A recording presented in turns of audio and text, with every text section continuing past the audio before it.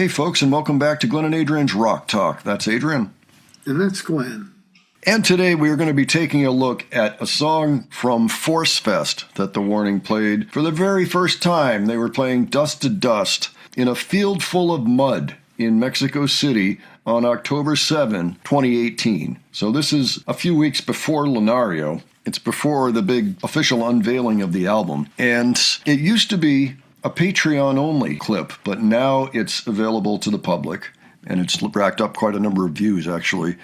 I thought it would just be interesting to check it out. I think they have a few cameras on this, too. Like, they were actually trying to capture it. But it was a rough day. This was a festival where they were walking in very deep mud because there had been torrential rain all day the day before, and they actually had to carry all their gear across the field of mud by hand. They couldn't get a truck over there because it just would have sunk. So some of you probably are familiar with mud like that, especially if you've been to festivals or grew up on farms, anything like that. It's that kind of a thing. So it was rough. I think that Allie, her boots are probably going to have mud on them. Keep an eye out for that. My understanding is Pau took her shoes off entirely, said, forget it, this is not going to work. So she ruined her socks, but, you know, what are you going to do? I took a look at the vlog that they put out having to do with this, which was vlog number 20, over on the other channel just the other day. So if you're interested, I'll leave that in the cards for you. Adrian, any thoughts on this before we take a look at it? I'm not looking forward to seeing them trudge through the mud. It'd be good to hear the song. We're not going to actually see them walking through the mud. We just got to hear about it in the vlog. Apparently, a lot of the bands canceled that day. So, I mean, it was good that they went on at all. That's one nice thing about not having a lot of gear. The Warning does not have a lot of gear as a rock band. You know, it's manageable, especially a crew. But this was pretty extreme. All right. Let's check it out. We'll discuss it afterwards. Alrighty.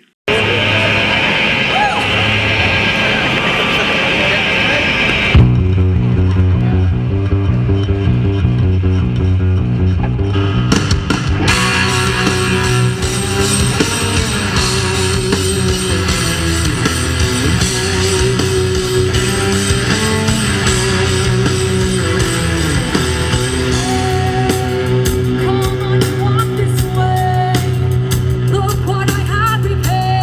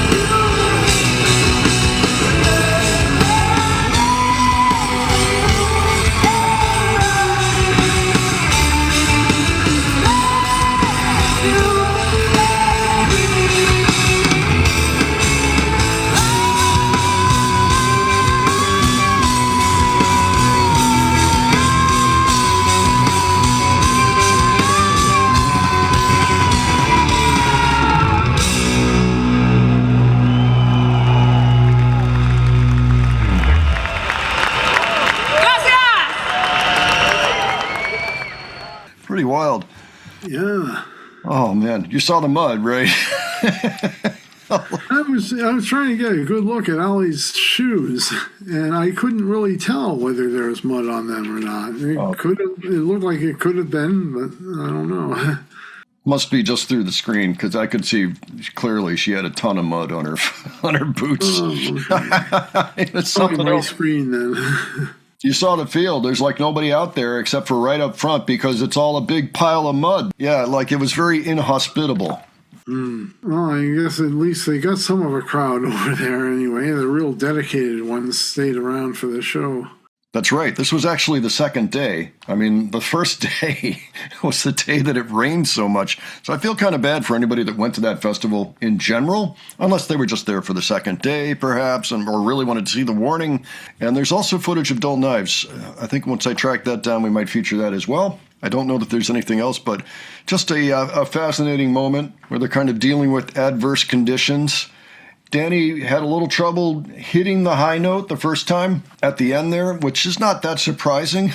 First time singing it in public. It was a milestone, really, when she hit that in the first place. You know, that was kind of a new level of Danny, you know, for that time period, because it's so impressive, you know. And she made sure to get up there for the very last one, so... Good on her for that. Yeah, it's just like, you know, I never miss that high note that she does at the end, the high extended note. Yeah, so pretty cool. We don't often see 3 good cameras, you know, being operated, especially back at this time in the band's history. So that's probably why it was in Patreon for a while. It was great, though. It was a great performance. Yeah, they got there just in the nick of time. They played their set, and then they got out of there because it was so adverse in general, you know. I think they spent a total of 15 minutes in the green room. One more thing I wanted to note, you notice that Pau, she tried to come in and say dust to dust, and we've talked about this, remember? Like, it's so impressive that she's able to do that, to go full speed ahead and then stop and go dust to dust. Well, she hadn't perfected that quite yet, and she mentioned that in the vlog, too, was like, she got there and she's like, you know, it's like she couldn't really get the words out the first time through. Not surprising. You know, this is how things evolve sometimes. You realize in practice, oh, okay, I'm going to have to figure out how to do this and make sure that I'm paced properly, you know, that I can deliver the line as needed. You kind of need that time to shake out the bugs, so to speak. Yeah, and honestly, that's the first time I've heard that problem. I've always marveled at Pau for being able to do it, but that's the only time that I've heard it be an issue. And I mean, first time out, especially given this circumstance, it's like, well, I'm going to call it a teaching moment, and it was cool to see, actually. So yeah, it was good to see the video. Yeah, I agree. Quite a moment in history. All right, folks, why don't you let us know what you thought of this? If you have any particular thoughts or observations that you think we missed, why don't you leave those below for us? If you have other suggestions, leave those as well. Of course, if you were at this thing, let us know about it. Let us know your own experience with the mud. And if you enjoyed this video, please give it a like. And if you enjoyed the presentation, please subscribe. All right. Thanks so much for joining us today. We will catch you on the next one. Take care, folks.